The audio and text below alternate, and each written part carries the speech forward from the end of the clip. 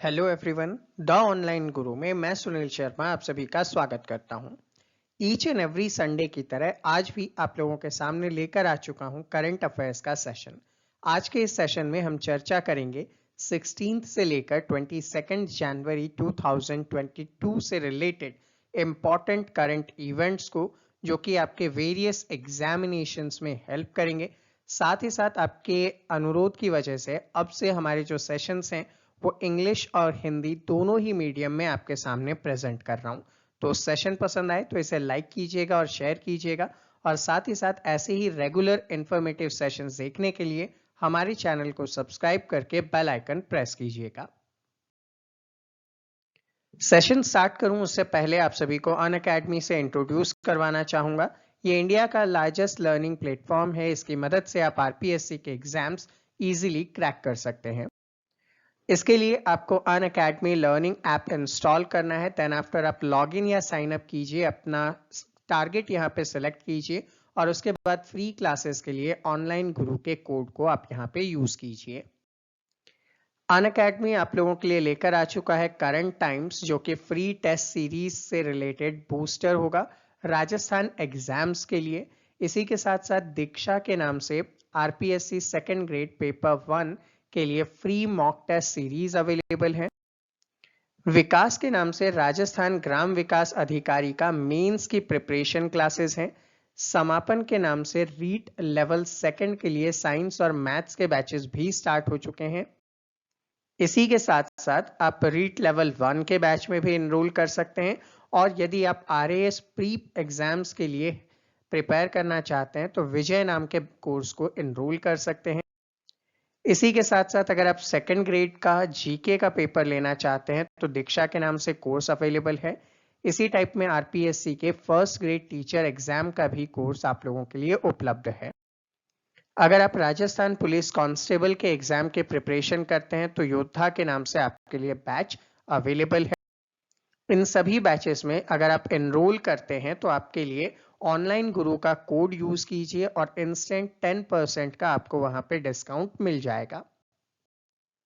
चलिए तो आज का सेशन स्टार्ट करते हैं। पसंद आए तो लाइक और शेयर कीजिएगा, और साथ ही साथ ऐसे ही रेगुलर सेशंस देखने के लिए चैनल को सब्सक्राइब करके बेल आइकन प्रेस कीजिएगा। सबसे पहला न्यूज आपके सामने आता है, इंडोनेशिया अब अपना नए कैपिटल की तरफ मूव करने वाला है, और इसके नए कैपिटल का नाम नौसेंत्रा है। हालांकि आप सभी जानते हैं कि इंडोनेशिया की जो कैपिटल है वो जकार्ता थी, और जकार्ता 1949 से इंडोनेशिया के कैपिटल के रूप में काम कर रही है। लेकिन 2019 में यहाँ के जो प्रेसिडेंट थे जोको विडोडो, इन्होंने अनाउंस किया था कि हम एक नए कैपिटल में शिफ्ट करेंगे, और वो जो नया कैपिटल है अब अनाउंस किया जा चुका है, ये होगा नुसांत्रा।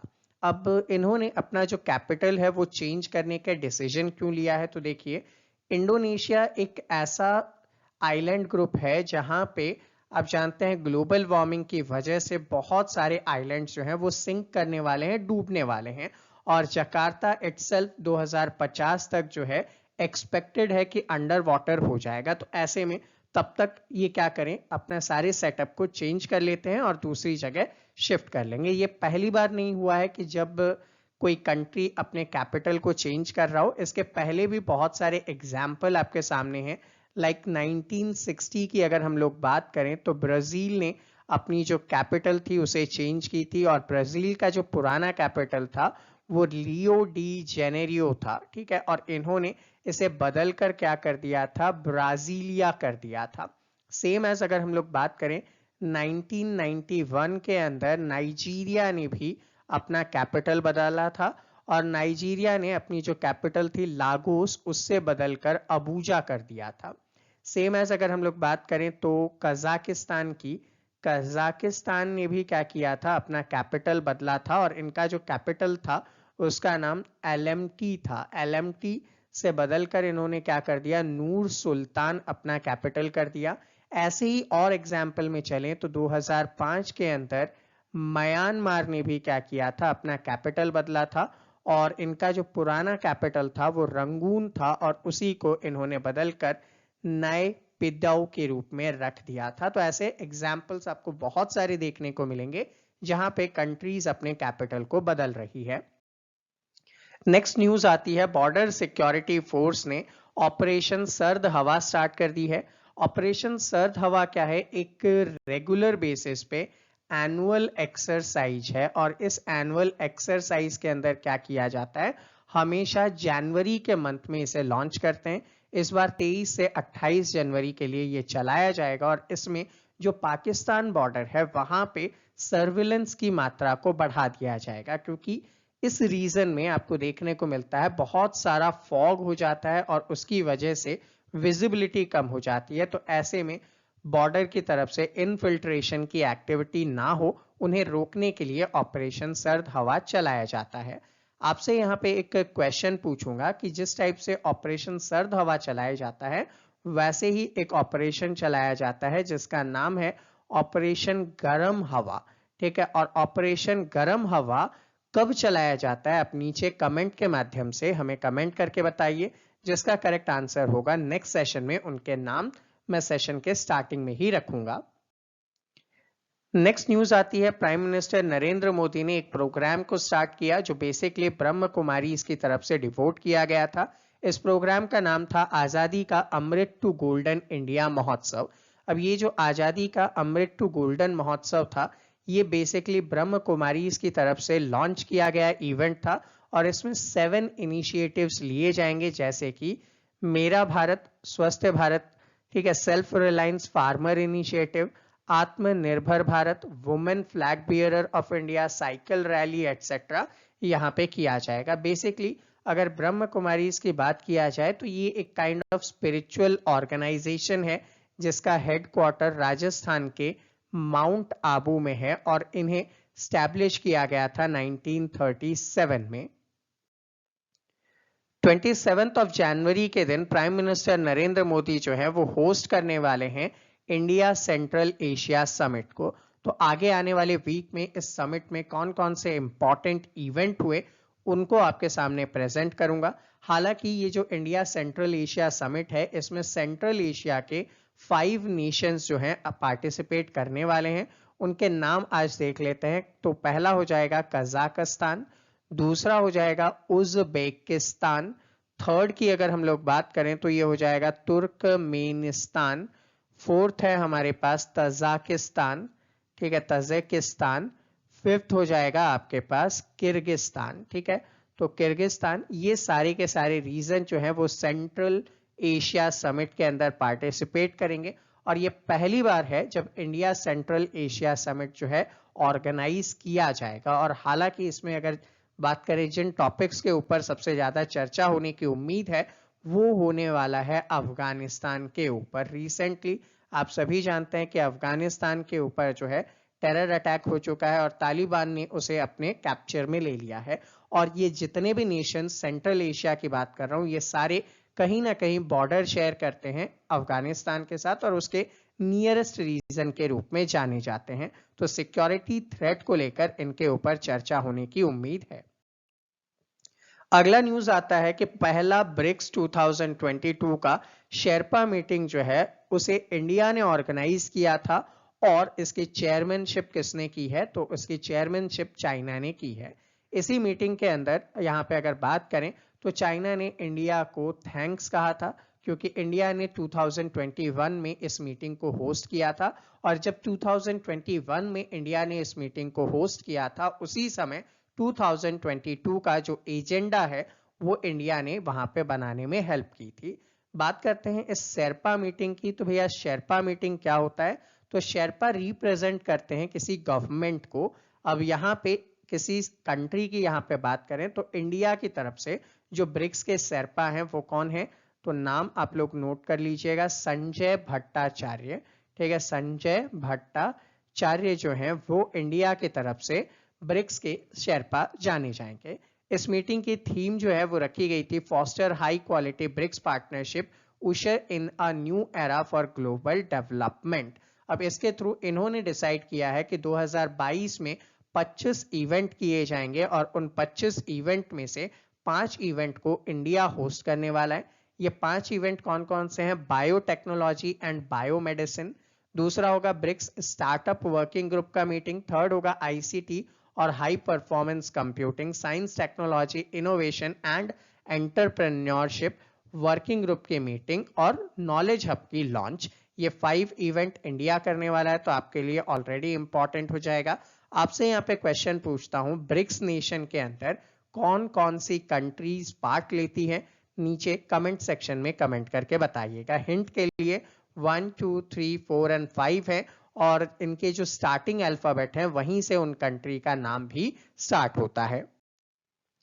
अगली न्यूज आती है कि यूनियन कैबिनेट ने नेशनल कमीशन फॉर सफाई कर्मचारी को 3 सालों के लिए और आगे बढ़ा दिया है। हालांकि इसकी जो टर्म लिमिट थी वो मार्च 2022 तक थी, लेकिन अब इनमें क्या कर दिया, 3 साल बढ़ा दिया गया है। ये जो बॉडी है ये क्या काम करती है? ये एक एडवाइजरी बॉडी है, यानी कि गवर्नमेंट ऑफ इंडिया को सफाई कर्मचारी के भलाई के लिए क्या क्या कदम उठाने चाहिए उससे रिलेटेड ये अपनी तरफ से रिकमेंडेशन देती है, ताकि गवर्नमेंट सफाई कर्मचारी के भलाई के लिए यहाँ पे काम कर सकें। साथ ही साथ ये जो कमीशन है ये वर्क करता है for prohibition of employment as manual scavengers and their responsibility का and their rehabilitation, ठीक है, and their rehabilitation एक्ट जो था 2013 का, उसका सही से इम्प्लीमेंटेशन हो रहा है या नहीं उसके लिए भी ये काम करता है। कंटेंट क्रिएटर हैं यूट्यूब पे प्राजक्ता कोहली, इन्हें ये भारत की पहली यूनाइटेड नेशन डेवलपमेंट प्रोग्राम की यूथ क्लाइमेट चैंपियन बनाई गई हैं। हालांकि इनके बारे में बात करें तो ये एक इंडियन यूट्यूबर हैं और इनका जो यूट्यूब चैनल है वो मोस्टली सेन के नाम से जाना जाता है, जहां पे ये वेरियस कंटेंट अवेलेबल करवाती हैं सोशल डेवलपमेंट के लिए, मेंटल हेल्थ के लिए, गर्ल्स के चाइल्ड एजुकेशन एटसेट्रा से रिलेटेड। उसी वजह से इन्हें क्या किया गया है, यूनाइटेड नेशन डेवलपमेंट प्रोग्राम का यूथ क्लाइमेट चैंपियन डिक्लेयर किया गया है। अगर बात करें यूएनडीपी के इस ऑर्गेनाइजेशन के बारे में तो 1965 में स्टैब्लिश किया गया था और इसका जो हेडक्वार्टर है वो न्यूयॉर्क के अंदर स्टैब्लिश्ड है। प्राइम मिनिस्टर नरेंद्र मोदी ने वर्चुअली अपना स्टेटमेंट दिया स्टेट ऑफ द वर्ल्ड के नाम से।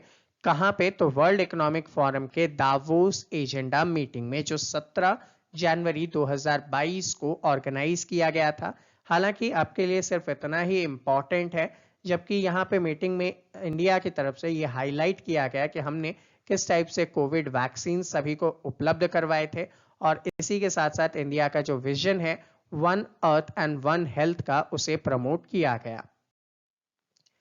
रिसेंटली इंटरनेशनल लेबर ऑर्गेनाइजेशन ने अपनी एक रिपोर्ट जारी की है जिसका हेडिंग है world employment and social outlook.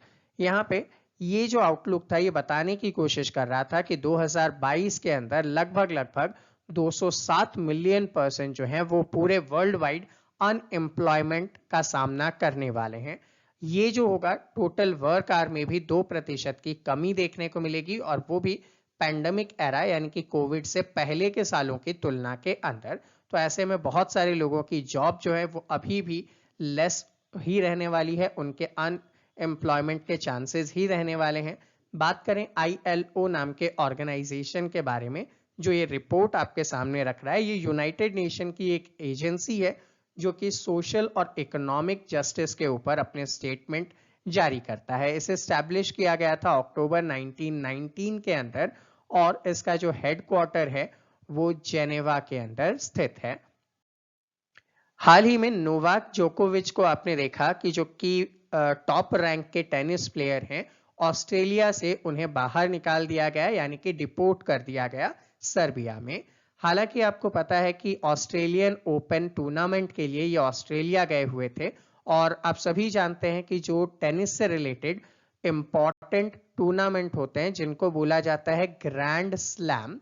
अब ये जो ग्रैंड स्लैम होते हैं वो कौन कौन से हैं?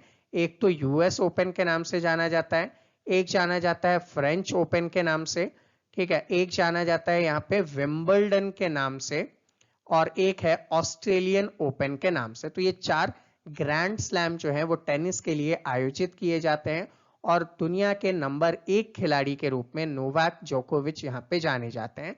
तो ऐसा क्या हुआ जिसकी वजह से उन्हें ऑस्ट्रेलिया की तरफ से डिपोर्ट कर दिया गया? तो देखिए यहाँ पे इंसिडेंट आपके सामने देखने को मिलता है कि नोवाक जोकोविच ने कोविड का कोई सा भी वैक्सीनेशन नहीं करवाया था और उन्होंने वैक्सीनेट होने से भी अपने आप को मना कर दिया। इसी वजह से चूंकि ऑस्ट्रेलिया का रूल था कि विदाउट वैक्सीनेशन हमारे कंट्री में कोई भी पर्सन नहीं आ सकता और इसी वजह से नोवाक जोकोविच को, जो कि उनका मेन स्पोर्ट था, 17 जनवरी को, उसके जस्ट एक दिन पहले 16 जनवरी के दिन डिपोर्ट कर दिया गया। हालांकि इसके थ्रू ऑस्ट्रेलिया ने एक बहुत ही अच्छा और फर्म डिटर्मिनेशन दिखाया है कि विदाउट वैक्सीनेशन हम आपको किसी भी टाइप से प्रायोरिटी नहीं देंगे, चाहे आप वर्ल्ड नंबर 1 प्लेयर ही क्यों ना हो। रिसेंटली फीफा फुटबॉल अवार्ड्स जो है वो दिए गए हैं। ये जो फीफा है ये क्या है तो आपको पता होना चाहिए। It is a kind of federation international D football association के रूप में ये जाना जाता है। ठीक है, तो इसकी तरफ से फुटबॉल के क्षेत्र में जो अच्छे प्लेयर्स होते हैं उनको अवार्ड दिया जाता है। तो यहाँ पे अगर बात करें best player in the world, main का अवार्ड रॉबर्ट लिवेंडोव्स्की को दिया गया। वुमेन का अवार्ड एलेक्सिया पुटेलेस को दिया गया। स्पेशल बेस्ट मेन का अवार्ड क्रिस्टियानो रोनाल्डो को दिया गया।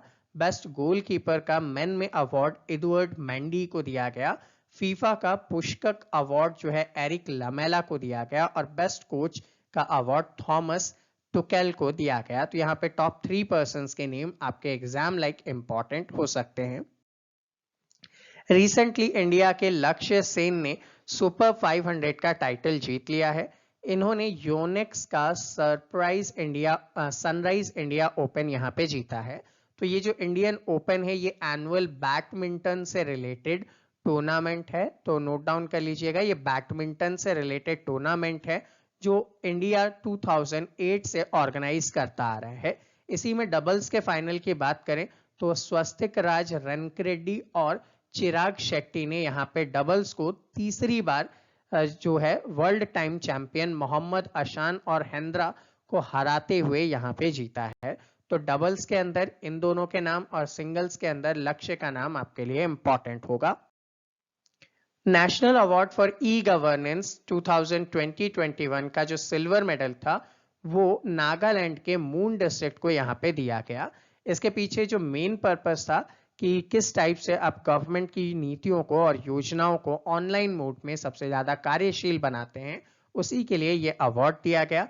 ये अवार्ड जो डिप्यूटी कमिश्नर है मून डिस्ट्रिक्ट के, उन्हें दिया। किसने दिया? तो union minister for state doctor Jitendra Singh ने इसे अवेलेबल करवाया। हर साल नेशनल स्टार्टअप डे जो है वो जनवरी 16 के दिन सेलिब्रेट किया जाता है और स्टार्टअप इंडिया इनोवेशन वीक 10 जनवरी से लेकर 16 जनवरी के दिन यहाँ पे ऑर्गेनाइज किया जाता है। आप सभी जानते हैं प्राइम मिनिस्टर नरेंद्र मोदी की तरफ से स्टार्टअप इंडिया कैंपेन चलाया गया था ताकि इंडिया के अंदर ही डेवलपमेंट और प्रोडक्शन से रिलेटेड वर्क किए जा सकें। तो स्टूडेंट ये था हमारा आज का सेशन। आई होप आप सभी को इजीली समझ में आया होगा। फिर भी अगर कोई डाउट या कोई क्वेरी है तो आप नीचे कमेंट सेक्शन में कमेंट कर सकते हैं। विद इन 24 आवर्स आपके सभी डाउट, सभी क्वेरीज रिजॉल्व किए जाएंगे। वीडियो पसंद आए तो इसे लाइक कीजिएगा, शेयर कीजिएगा और अगर ऐसे ही रेगुलर सेशन देखना चाहते हैं तो हमारे चैनल को सब्सक्राइब कर बेल आइकन प्रेस कीजिएगा। मिलते हैं आपसे अगले सेशन में, तब तक के लिए जय हिंद।